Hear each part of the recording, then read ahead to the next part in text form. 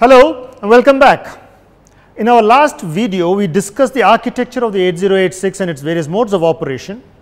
Today, I am going to be talking about a bus timing diagram and how to interpret the bus timing diagram for an 8086. Before we begin understanding what bus timing diagrams are, we must understand the various parts of a waveform. What you see on the screen is a typical waveform. A waveform, of course, has a period and an amplitude. This all of us remember. But a waveform also has what's called a top edge, a bottom edge, a rising edge and a falling edge. In addition, the strict definition of amplitude is when the time taken to go from 0 to 80% called the rise time, and the fall time is the time taken to go from a high to 80% of high. That is about 20% of low. So, you got a rise time and a fall time, all of which together define a waveform. So, let us look at how to read a generic waveform. So, this is an example of a clock signal. A clock signal in this case shows a transition of low to high when the clock signal is at high. So, a signal is transitioning from low to high when the clock signal is high. In this example, a signal is transitioning from low to high when the clock signal is low. A third example is a transition from high to low when on the rising edge of the clock signal. So, you got various forms of transitions that are possible in a waveform, and it is important for you as a hardware designer to really design it such that it meets the requirements as mentioned by the manufacturer. In this example, what happens is that a state transition occurs when the clock signal is high, but the transition could be from a high to a low or a low to a high. That is the meaning of this particular signal. This is typical of address lines and data lines, where every time you could have a high or a low on those two kinds of buses. So, let us now look at a sample bus timing diagram of the 8086 operating in the minimum mode. This is your clock signal. Typically for the 8086, every instruction runs across 4 clock signals, T1, T2, T3 and T4.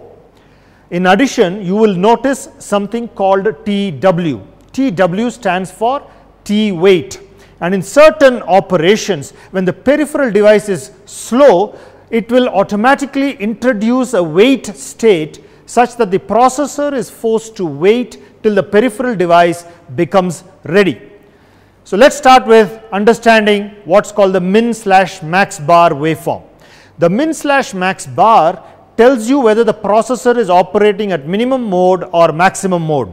In this example, the min/max bar transition occurs when the clock signal is low, and since it is going to stay at high, it implies that the processor is in the minimum mode. If it was operating in the maximum mode, this signal would be at low. Then there is something called IO bar/M. IO is a input output access, M stands for memory access. In this case, IO bar tells you that this is really being pulled high. This tells you that it is a memory operation. Again, the state transition occurs when the clock signal is low. The third control line is something called read or write, and this is really telling you whether you are performing a read or a write operation, and along with IO/M, it tells you whether you are performing a read or a write operation on an IO port or a memory device. In this case, you are reading because it is a read bar, and you are reading a memory device. Now, the read transition occurs along with the falling edge of the clock waveform. All three signals together are typical control signals that you would find in microprocessors. Let us now move on to the top few address lines, and in this case the top 4 address lines A16, 17, 18 and 19.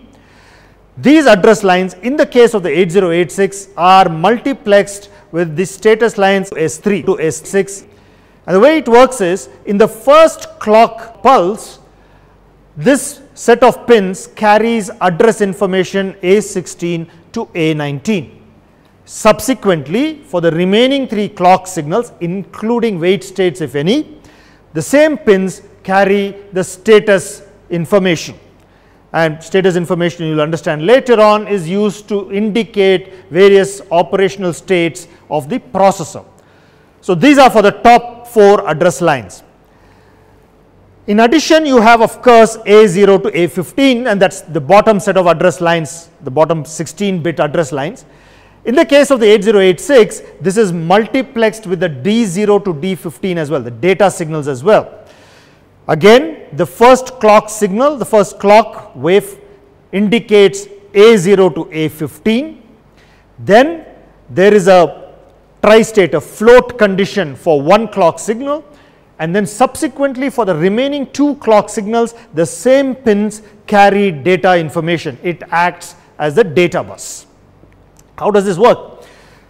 When you want to latch the address line, because the address lines are going to change their meaning. So, you need, as a designer, need to latch the address lines at the appropriate time, and the processor is very helpful by giving you something called the ALE signal, address latch enable. At the falling edge of the address latch enable pin, the processor guarantees that the address bus contains valid address information, and it is your responsibility as the designer of the system to latch address information at the falling edge of ALE. Then there is something called the read bar. The processor is now reading information, in this case from memory. The processor expects external devices to guarantee information is ready on the data bus for it to read at the rising edge of the read bar signal. It is your responsibility as a designer to ensure that. Then there is something called data enable, and the data enable is the period in which data is guaranteed by the processor during a write operation, or it is read back during the read operation. And external electronics devices like memories and IOs will have to be designed such that it matches these requirements. The last signal in this particular set of waveforms is something called ready. I told you about the T wait clock phase. If the external peripheral device is slower than the processor expects it to be, it is the responsibility of the external peripheral device to pull the ready line low.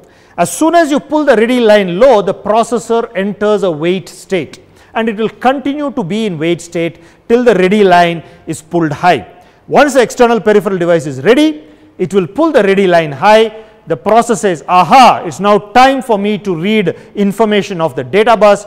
It then enables a data enable signal, and it will read data from the memory device at that point in time. This, in brief, is an explanation of how to read a bus timing diagram. So, we spoke about the basics of waveforms. We spoke about how to read, as an example, the bus timing diagram for the 8086 in minimum mode. In our next video, I am going to be talking about the architecture of the 8086 instruction set, and subsequently we will talk about specific instructions that are more complex. I hope this gave you a feel for bus timing diagrams. I would urge you to read up on, of course, the minimum mode, but also equally interesting, the maximum mode operations of the 8086, and try and understand its bus timing diagrams. Remember, in the maximum mode, you are going to connect other processors as well into the system. Till then, thank you.